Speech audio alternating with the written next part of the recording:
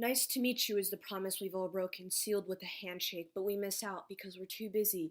Sizing, shaping, slicing, snipping, anatomy draped in skin, holding in personality. We take one look and we think we know, but we never count the scars, the ones slipped underneath the surface.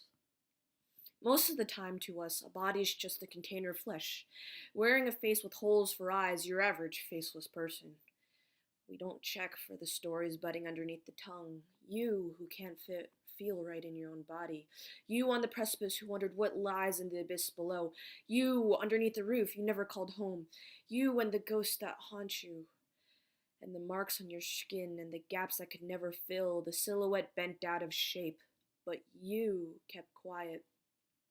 Hush, because you tend the garden hidden in your mouth. There is still life in you. I didn't realize we had mental scanners installed into our brains that decided to forego courtesy in favor of measuring worth in teaspoons, coded in who fit what standards, barcodes flashing in black and white. We don't see gray because we don't want to see gray, the color of death and fog and the fear that we don't know as much as we think we do.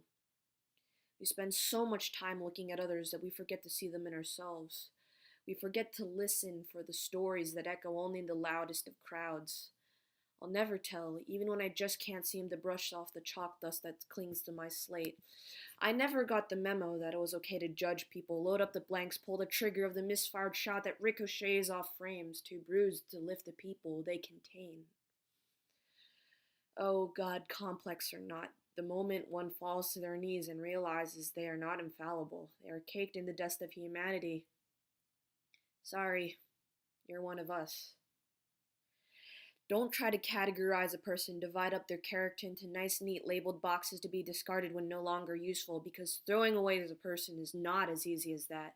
The worst mistake someone could ever make is to look past the space you occupy and to walk on because they think you never had anything to say. Don't try to make out who's higher, who's lower, when we're just all worn down from walking in circles on a flat plane. We're tired of putting up with this, tired of the loop that strangles our throats, chokes our breath, because we're hanging in there. We're all hanging there. Don't pretend to know.